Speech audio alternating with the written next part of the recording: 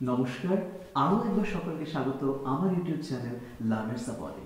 আশা করছি তোমরা ভালো আছো এবং সুস্থ আছো।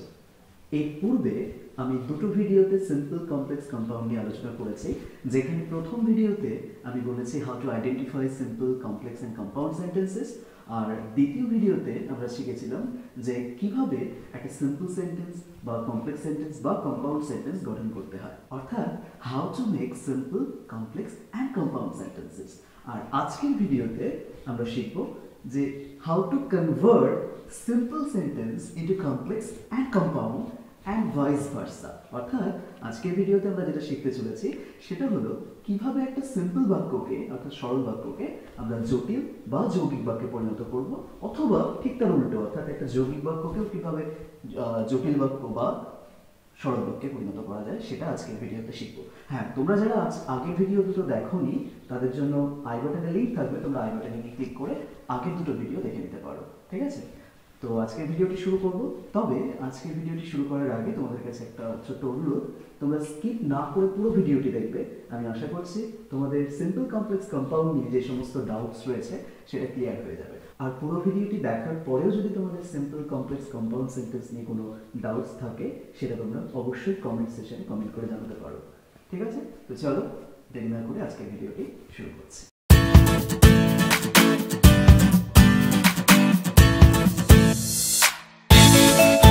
সুতরাং যেমনটা বললাম ভিডিওর শুরুতে, আমরা আজকের ভিডিও থেকে শিখতে চলেছি যে কিভাবে একটা সিম্পল বাক্যকে কমপ্লেক্স করা যায় বা কম্পাউন্ড করা যায়, অথবা একটা কম্পাউন্ড সেন্টেন্সকে কিভাবে একটা কমপ্লেক্স বা সিম্পল সেন্টেন্স করা যায় সেটা আমরা আজকের ভিডিওর থ্রু শিখবো।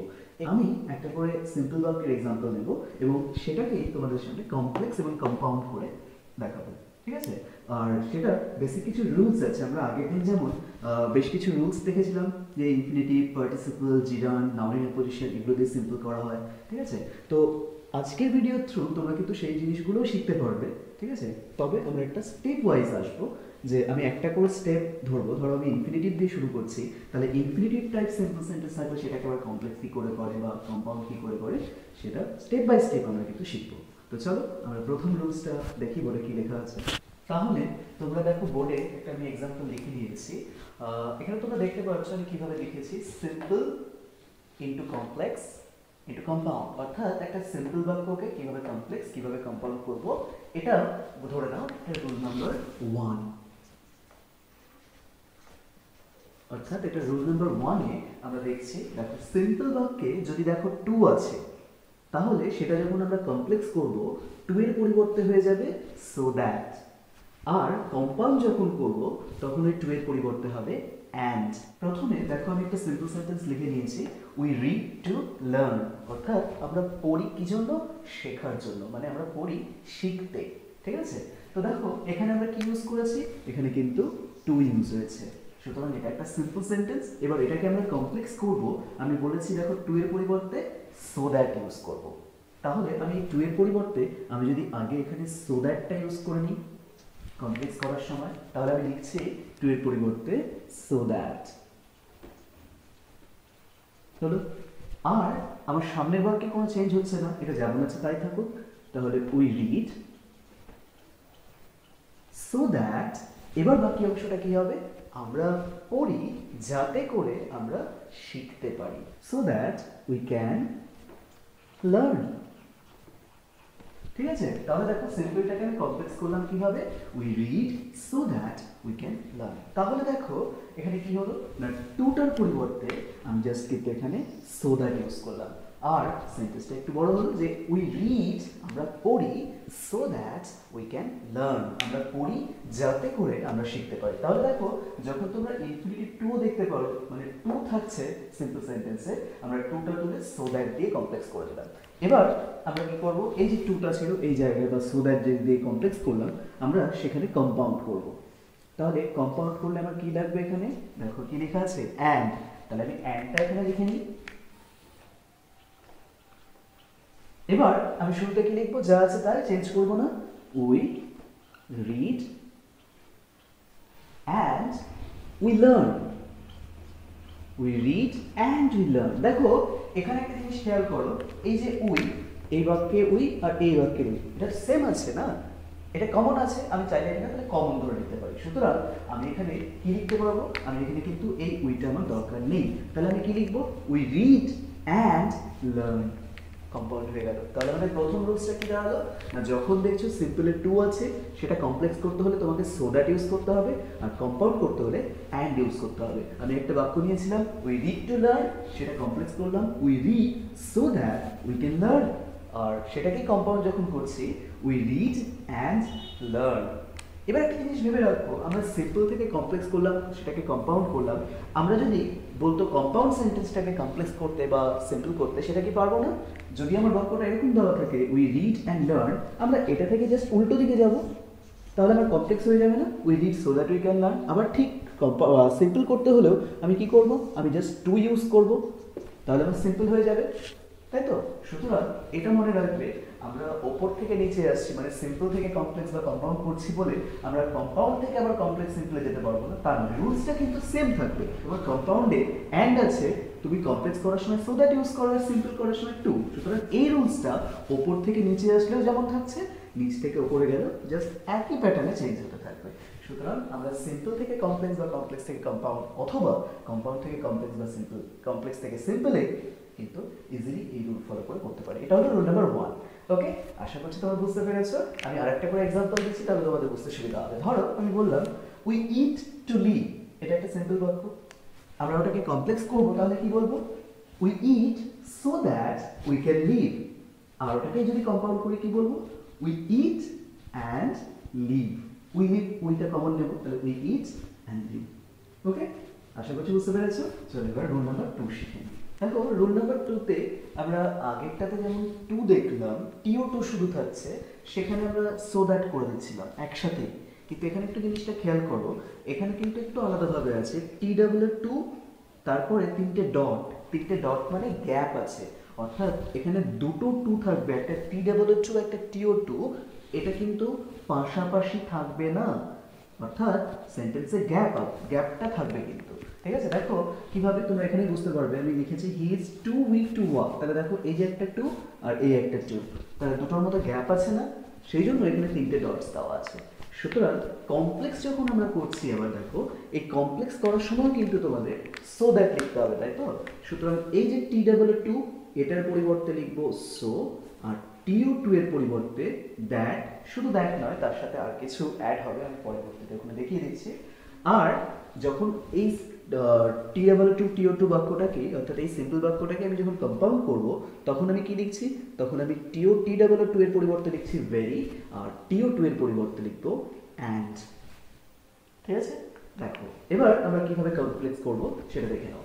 তো প্রথমে আমরা দেখতে পাচ্ছি বাক্যটা আছে he is too weak to walk, মানে সে এতটাই দুর্বল যে সে আর হাঁটতে পারে না। তাহলে আমি কি বলবো, এখানে আমরা টি ডাবল টু যেটা আছে, দেখো টি ডাবল টু এর পরিবর্তে কি লিখে নেব, কমপ্লেক্স করার জন্য আমরা লিখবো এখানে সো। ওকে, আর এই যে টিও টু তোমরা দেখতে পাচ্ছ, ঠিক আছে, এই টিও টু এর পরিবর্তে আমরা কি লিখছি, এখানে সো এর পরে দেখো তিনটে গ্যাপ মানে ডট দিয়ে লেখা আছে দ্যাট, তাহলে এখানে লিখবো দ্যাট, অর্থাৎ হি is so week,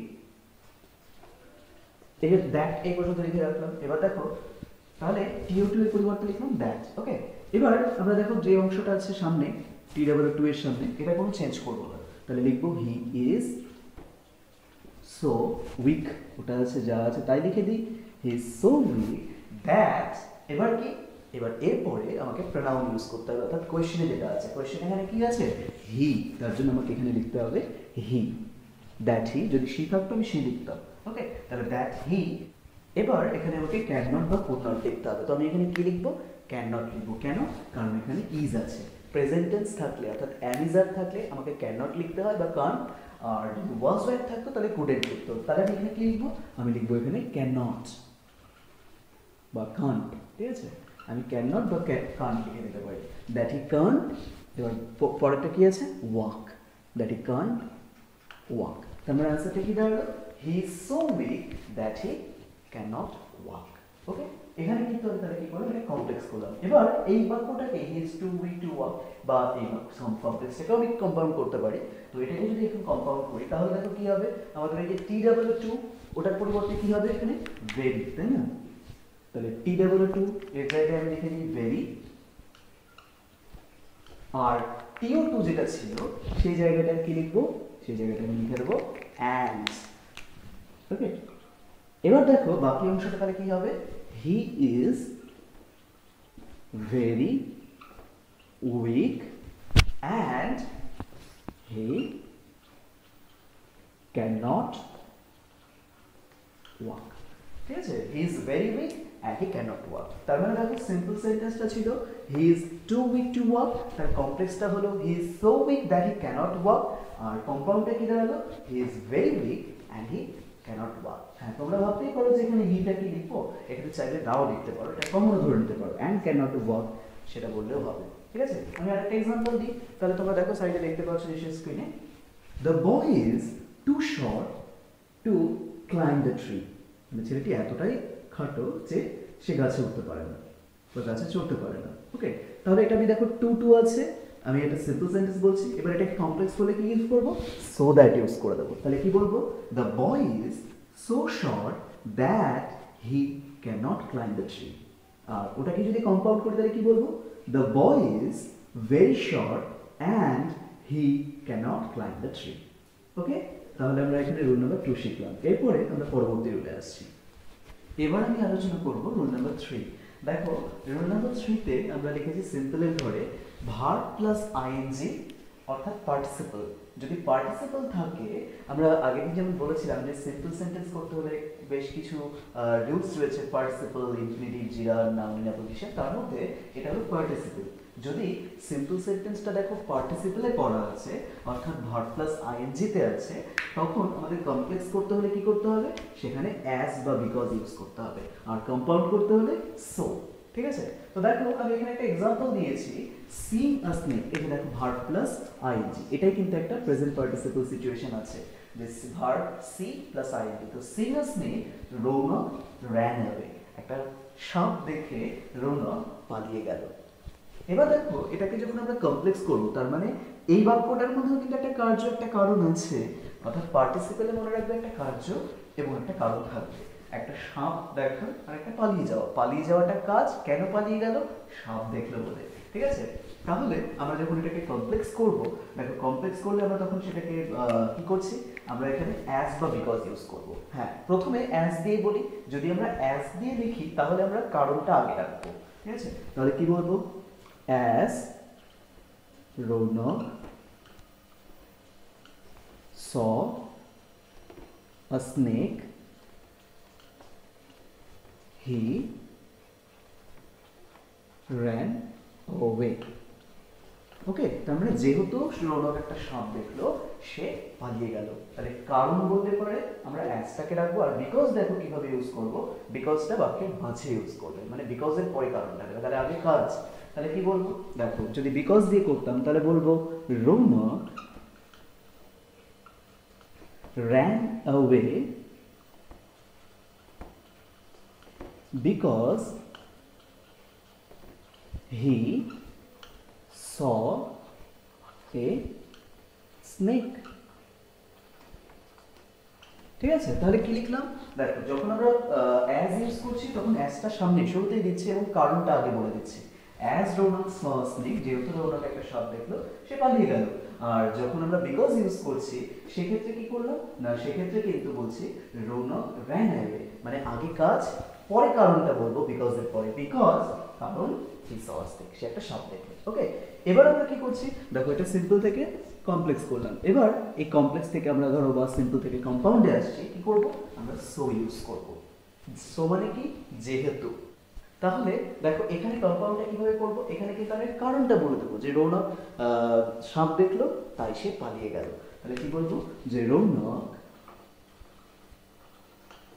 saw a snake, তাই সে পালিয়ে গেল, তাই তো। তাহলে so he ran away, sorry, so he ran away। ঠিক আছে, তাহলে রৌনক সাপ দেখলো তাই সে পালিয়ে গেল। সুতরাং আমরা কিন্তু দেখলাম এভাবে সো দিয়ে কম্পাউন্ড করা হচ্ছে। তাহলে আমরা রুল নাম্বার 3 শিখলাম, যেখানে দেখলাম পার্টিসিপল থাকলে আমরা অ্যাজ বা বিকজ দিয়ে কমপ্লেক্স করব, আর কম্পাউন্ডের জন্য সো। আমরা দেখি অনেক স্টুডেন্টের মধ্যে আমি দেখেছি যে এটা ভুল আছে, মানে ভুল করার সম্ভাবনাটা থাকে যে তারা সো দিয়ে কমপ্লেক্স করে দেয়। না, সো দিয়ে কিন্তু কম্পাউন্ড হবে, অ্যাজ বিকজটা দিয়ে কিন্তু কমপ্লেক্স হবে। ঠিক আছে? আচ্ছা, এরপরে আমরা যে রুলসটা শিখতে চলেছি সেটাও কিন্তু খুব ইন্টারেস্টিং। ওকে, চলো আমি এরপরে রুল নাম্বার 4 আলোচনা করছি। রুল নাম্বার 4 বেশ ইন্টারেস্টিং এবং আমি আশা করছি তোমরা খুব সহজে বুঝে যাবে। দেখো, আমাদের এখানে আছে সিম্পলে যদি কোনো অ্যাডজেক্টিভ থাকে কমপ্লেক্স করার সময় সেটা আমরা দ্যাট বা হুইচ ইউজ করব, আর কম্পাউন্ড করতে হলে অ্যান্ড ইউজ করব সেই বাক্যে। ঠিক আছে? তো প্রথমে অ্যাডজেক্টিভ কি না, অ্যাডজেক্টিভ হলো যা নাউন বা প্রোনাউনের দোষ, গুণ, অবস্থা, পরিমাণ ইত্যাদি বোঝায়। অর্থাৎ নাউন বা প্রোনাউন সম্পর্কে ভালো বা খারাপ কিছু বলে থাকে। ধরো আমি বলছি Ram is a good boy, এখানে গুডটা হলো একটা অ্যাডজেক্টিভ। যেমন এই বাক্যেও কিন্তু একটা অ্যাডজেক্টিভ আছে, I have a blue pen. এটা একটা সিম্পল সেন্টেন্স। দেখো আমি এখানে এই যে ব্লু ওয়ার্ডটা ইউজ করেছি, এটা কিন্তু একটা adjective, adjective of colour. Okay, so এখানে আমি একটা অ্যাডজেক্টিভ ইউজ করেছি এবং এর জন্য যেহেতু এই বাক্যের মধ্যে অ্যাডজেক্টিভ আছে, আমি এই বাক্যটাকে যখন কমপ্লেক্স করব তখন আমি দ্যাট বা হুইচ ইউজ করব। এবং দেখো আমি যখন কমপ্লেক্স করছি সেই সময় বাক্যটাকে কিভাবে লিখছি। আমি বলেছি I have a blue pen, মানে ধরো আমার কাছে একটা নীল পেন আছে, তাহলে আমি কি বলবো, আমার কাছে একটি পেন আছে যেটা হয় নীল। তাহলে কি তার আনসারটা কি দাঁড়াচ্ছে, আই হ্যাভ আ পেন